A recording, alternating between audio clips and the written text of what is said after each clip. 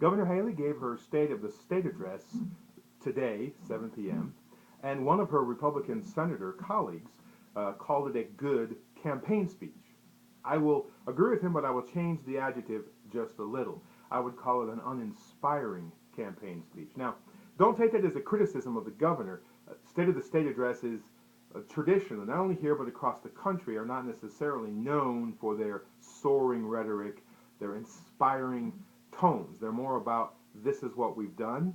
We're doing a good job. Let's do this. That's kind of what most State of the State addresses are. So the governor's uninspiring campaign speech is not necessarily a slap at her. There is something about the cadence of her speech that just bothers me. It rubs me the wrong way. I'm not criticizing the government. The governor just, there's something about it I don't care for. But I call it the campaign speech because while it hit on some of the good things that she has going for her, it also included some themes that, in my opinion, seem contradictory to what she said in the last and done in the last 3 years, and we'll get to that. Now, we're not going for an in-depth analysis of this speech today on this video. On our next podcast on Another Voice with Eric and Friends, which you will find on this coming Monday at canIGetAWordIn.com, we're going to dissect the speech, look at some of the numbers, go for what she talked about and what she didn't talk about. But this is just a kind of an overview of the speech tonight. There were the traditional themes that are Nikki Haley themes in every State of the State address and most speeches that she gives. Of course, the first one being, look how good we have been. Look at the progress we've made. Now, I don't say that to denigrate it. It's a good thing we have progress. She talked about that we are now the leading economic growth state in the Southeast. I want to confirm that to find out the details, but that's a good thing. She said that we're called the beast of the Southeast. Now, I don't know who calls us that. Maybe it's just people in her administration. She mentioned the 40,000 new jobs that were announced. Now, I'm glad she said it that way because as we've learned from Grable News and other news sources, the 40,000 jobs are not necessarily jobs that have been created now. Many companies that announce that they're building a plant in South Carolina, they're expanding a plant in South Carolina. It is not an immediate hiring. They're going to have to build the structure, develop the infrastructure, and then they will hire people. So the announcement of 250 new jobs, it may be spread over 5 years. But it's a good thing that we do have business coming. And one of the senators afterwards compared her to Carol Campbell. And I think Carol Campbell was a better governor. But in the sense of economic recruitment and bringing business to the state, I think Governor Haley can follow Governor Campbell's footsteps in that. Another one of the big themes, of course, was the federal government is an evil monster trying to destroy South Carolina. Her anti-federal government, she even made the statement that the federal government does more harm than it does good for South Carolina. Now, she didn't specify the details, of course, that she mentioned the Obamacare and Medicaid, but I would challenge her on that particular thing. But there's this thing about attacking the federal government. It earns her points with her base, who believe that the federal government is some sort of alien entity that has come down to destroy freedom and Americans and hates us. If you followed the show at all, you know that I disagree with that. For all its flaws, the federal government is not that. But that's another theme. One of the few Democratic senators that were interviewed afterwards on PBS mentioned that this anti-federal government, we're all part of the United States. We should be working together. So that was another one of her themes. Taxes, getting rid of taxes and no new taxes.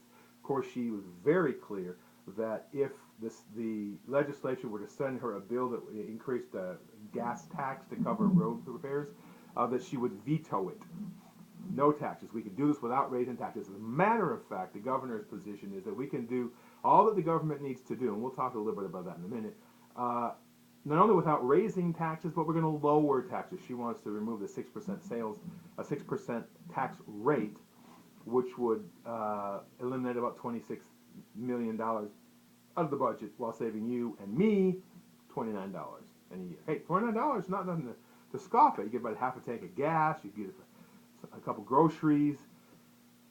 They can keep my $29 if they'll work on some of the issues we have there. So those are some of the traditional Governor Haley themes that you expect in her speech, and she did not fail in this particular speech. The reason I held the campaign speech is because of the introduction of a couple things that, to me, are different. First is her continued emphasis on infrastructure, more than just words.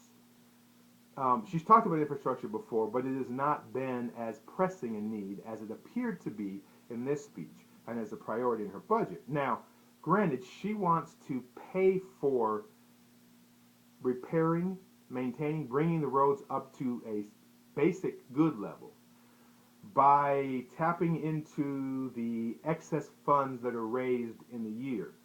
According to her and some of the statistics I've seen, on average, South Carolina gets revenue about $100 million more than expected in a year. And she said we use that money to take care of our roads. Now, she made the big point of saying over 10 years, that's $1 billion.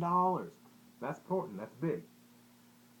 Estimates range from 20 to 30 and beyond billion dollars needed to bring all our roads and bridges back up to a good level. Not high, but good, average. So the emphasis is there for her, but the money is not there, I don't think. I don't think we're going to solve our infrastructure problem simply by tapping money that we hope will be there because the economy still stays good. South Carolina's economy is doing much, much better. We're getting much, much better, and that's good. But I don't think that's the way to solve it. But the other big, what I call campaign issue, is her focus on public education. Now, the governor's always been in support of educating our children and getting the best education for our children, and we want South Carolina to have good education. But for the first 3 years of her administration, her focus, in my opinion, has been that we get good education by letting kids go to private schools or homeschools. That may be a good thing, but it's been at the expense of public education, including cutting teachers' pay, cutting funding to the schools, saying specifically it's not money that we need. We don't need to send money on the schools. But this year, she talked about, and in her budget priorities, which we talked about on the last show, an increase in spending. Increase in spending for reading. A very good emphasis, big emphasis on reading. Reading coaches for every school, summer reading programs, the funding for kids in poverty, increasing across the board spending, and technology. Reading and technology. Lots of schools. As she made the point about the school where her daughter goes now, or her son goes now, the internet access, the computers, the tablets that the kids have access to, and the school she went to, with her, that's example. I didn't even have internet in some cases. And it's good. I agree with her emphasis on increasing the reading and increasing technology in schools. And the idea of restructuring how the funding is done. Because we do have a very big inequality between schools like in Greenville County, who have great income, great revenue, and schools like in Bamberg, where she's from, will have very little, rural county poverty. So restructuring is important.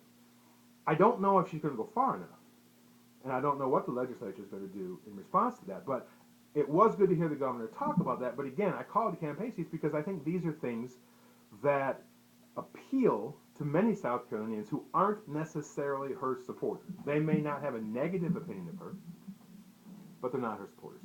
So that was there. What was absent is important. No talk about the judge's ruling on the South Carolina Department of Corrections, what they're going to do. No talk about the data breach that we still haven't completely fixed, and what we're doing about people's identities. No talk about restructuring the DOT. Even in the talk of the needing money for infrastructure, no talk about what we're going to do and how to spend it properly, because the DOT is kind of messed up.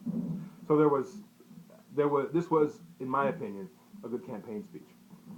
Good proposals, and we'll talk about some of those. I just want to also mention quickly the Democratic response.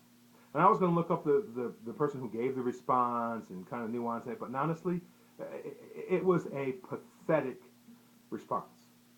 First half of it was personal attacks against the governor, trying to, and to me, it was as much a campaign speech as the governor's was, trying to link her to negative things that have happened in the state that may or may not have been directly a result of her actions. Some not. It was a negative attack on the governor in the first half, and the second half was just typical Democratic platitudes about education and infrastructure and economy and poor people. There was no substance to the Democratic response, and so I just write it off. I think that there are good things that the governor talked about. I think that there are problems. And on Monday's show, we will delve into the details of this. But overall, the governor gave a traditional State of the State address, ignored some major issues, gave some solutions that could help but aren't necessarily fully there. It was interesting, I watched the ETV coverage after the speech, after the Democratic response, and there was a string of representatives and senators who came up and spoke to the interviewer afterwards, and the majority of whom were Republican. I was surprised that there were fewer Democrats talking afterwards, and there were a few. But what I do find interesting, what I am encouraged about, are most of the Republicans said, of course, that they supported the governor, they were glad she had a good speech, but there were a number of them who challenged her on key areas where, okay, we hear you want to help education, we hear you want to address the infrastructure. Your solutions go this far, they don't go far enough. And it seems like that there are people in Columbia who are willing to not be lapdogs simply because the governor is Republican. And I hope that transfers into positive change this year in the legislature. So what I encourage you to go and listen to the speech and or read the transcript and then have your own ideas. I'd love to hear what you have to say. You can make some comments down here below. So you can go to our website, canigetawordin.com, and listen to our podcast, read some things there. You can go to our Facebook page at Another Voice with Eric and Friends. Of course, there's the YouTube channel at Be Another Voice, where you can find these videos and more, and our Twitter at Be Another Voice. And we'd love to hear from you. So until we talk again, get out in your community and make a difference.